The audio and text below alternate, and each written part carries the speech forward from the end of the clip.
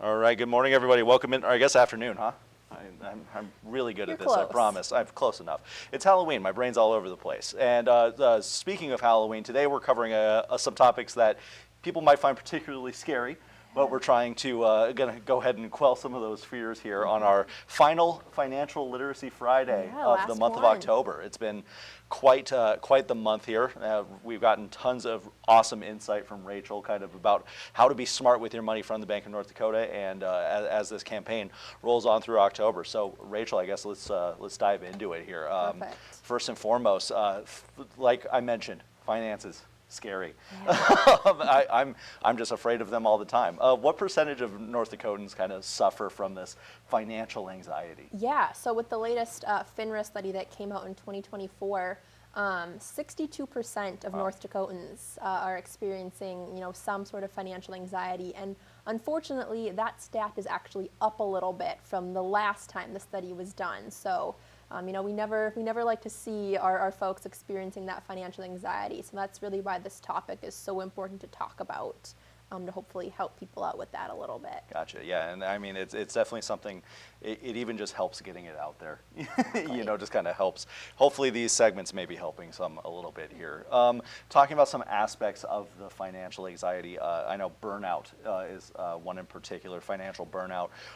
Kind of, can you explain that, and how does it differ from the general stress or even job burnout? Yeah, so I'm sure people are familiar with the idea of general stress, job burnout.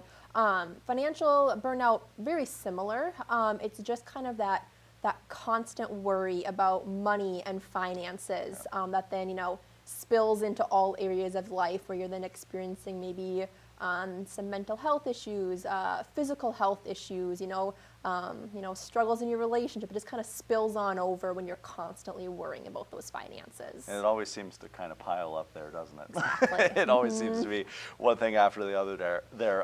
What are some of the more common signs or symptoms that people experience when they're dealing with this financial burnout? Yeah, so a really big one is just what we call kind of money avoidance, is when they're not wanting anything to do with their finances because it's stressing them out. Yeah, I know that game very well. It's looks like not opening bills, not staying on top of payments, maybe not checking your bank accounts because you don't want to deal with it, you don't want to see what's going on there. So that's a really big one, is that avoidance. And then, like I said, it can also just spill into other areas of your life where you're maybe feeling a little bit grumpier just on the day-to-day, or having some of those maybe relationship struggles or breakdowns. So those are kind of some of the big signs. And you mentioned the avoidance. Sometimes I treat my bank account like I treated, like the grades you can view online at school. If I don't look at it, everything's going fine. Yeah, that's not what we like Not to a way hear. to go. Not a way to go. I'm over it now. I should make that abundantly clear. How can the Smart With My Money website help those experiencing financial burnout and stress? Yeah, so like ours, there's going to be those articles that you can read, videos to watch, which are really great. But for this topic especially, I love that there is a whole mindfulness section. So on there's a little quiz that you can take that then will report your stress score, and kind of maybe how stressed you are about your finances. And it has you retake that quiz every so often to kind of see what's happening in your life. Are you maybe getting more stressed? Have you done things to bring that stress level down a little bit? So that's really cool to see. Also within that whole mindfulness tab, there are guided meditations that you can do, Wow. which I think are really cool. That's awesome. That just kind of gets you thinking about some of this, hopefully gets you in a less anxious state. There are also some really cool journaling prompts. You can kind of sit down and just sit with this idea for a little bit of maybe why am I feeling anxious? What are some things that I can do to alleviate that anxiety? And so, yeah, some really cool tools under that mindfulness tab for this topic. It feels like every week we have just like definitely a topic or a tool I wouldn't expect for a website from a bank. Yeah, like the mindfulness stuff in there. Just what's it like for you to be able to have this resource for people, or all of these resources, I guess, for people? Yeah, no, it's huge. As we've kind of been talking about all month, this idea of money, finances, it can be a little bit stressful. People don't want to think about it, like you said, a little bit scary maybe. And so having a website like this just gives people a safe, secure place to go with really, legitimate, real resources and tools that can kind of help them just start to break away that maybe some of that scariness surrounding their finances. So it's really, really cool. It's awesome.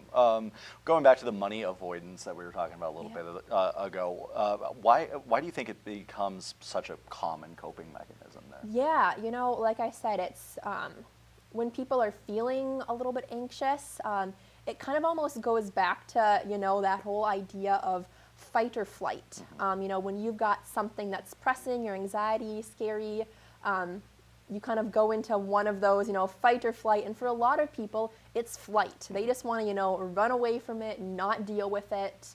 And so then that avoidance kind of becomes an issue where they're not keeping up with the things that they need to be keeping up with. And then that kind of piles up, like spins a little bit, where by avoiding some of those things, like paying bills, for example, it becomes an even bigger issue that then causes more stress and anxiety, and you just kind of get in this cycle that's not great. Right. Rachel Grossman from the Bank of North Dakota joining us for this Financial Literacy Friday, our last one of the year, so for those of you just tuning in. Continuing to talk about this financial burnout, you mentioned things just piling up there. Yeah. How can financial burnout impact a person's relationships, mental health, physical health? We touched on it a little bit earlier, but how does that financial burnout affect those aspects? It really affects people in all areas of life. It's not just the finances. Like I said, when you have this constant stress or anxiety, building up in you, obviously that's going to have an impact on different areas of your life. So we see people who, start to maybe have some health issues just because they've got this stress on them constantly. Emotional health issues as well, where people just kind of start to struggle a little bit, and then like I mentioned, that can then spill over into relationship issues, personal issues, where when this stress and anxiety is all that you can focus on, it starts to take away from some of the happiness and joy in other areas of your life, unfortunately. No, definitely. Now, for anyone feeling overwhelmed by their finances, what are some of, we're not going to get it all fixed in one day, but kind of what are some of the small practical steps that people can take to help address that? Yeah, so I always just say, doing something is better than doing nothing. So even if you are only able to manage, small little steps to start out, that's a good step forward for sure. So I like to suggest things that can be, really simple and easy. So maybe just things like automating your bill payments. So you don't have to be thinking about those then you're not, maybe avoiding making those payments because they're automated, don't have to worry about it. Take something off your plate, right. Helps alleviate a little of that stress. It can also look like just having little systems set up for yourself. So knowing maybe the first of every single month, you sit down and you put together a budget for the month. And for some people, budgeting can sound like this scary big topic. Yeah. It can be really simple as just, I'm going to put 30% of my income this month towards my expenses, 20% towards savings, and the rest towards maybe fun spending. So it can be really big, broad categories if that's what you need in your life right now, but just starting to create some of those habits that you kind of continue to build on, go back to every month, can really start to dig away at that stress. Definitely it helps you kind of stay out of the muddy details there a little bit if you may not be ready to address those yet. For someone dealing with this sort of financial anxiety, when would you say it's time to reach out for help, and who should somebody talk to in that situation? Yeah, so if you've kind of really been putting in the work yourself, trying to create some of these good habits, trying to stay on top of your stress levels, and you're just finding that you're still kind of struggling a little bit, there is no harm at all.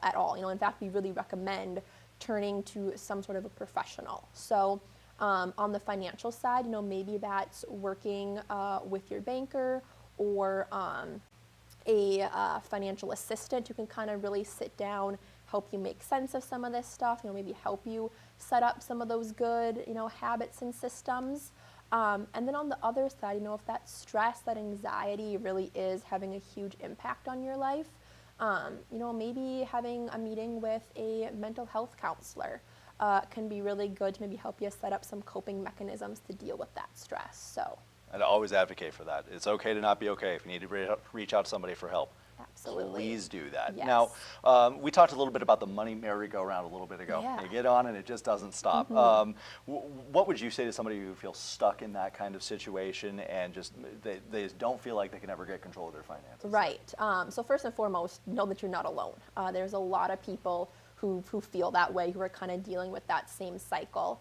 I think the biggest thing, like I said, would just be setting up, one little system or habit that works for you. Like I said, something's better than nothing. So if you can just start to do just some of those little things even that chip away, that's going to start to kind of build on itself. It's going to take something off your plate, like I said, give you a little more mental breathing room, if you will, where then, once you've accomplished one thing, you're able to kind of start building on that and accomplish more and more until you get out of that merry-go-round cycle. And yeah, no, I've been on there. It just feels like it won't end.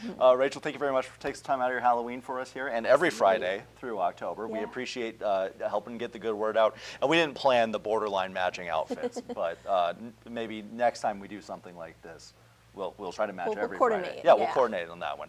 Thank you for joining us on this Financial Literacy Friday. Thank you for joining us every Friday through the month of October. Thanks again to our friends at the Bank of North Dakota for setting this up and kind of helping get the word out there. Hopefully we helped quench some fears for you on this Halloween Friday. And thank you for joining us on Valley News Now. We're going to be back with much more throughout the day. Be sure to stay tuned. But for now, I'm Devin Fry.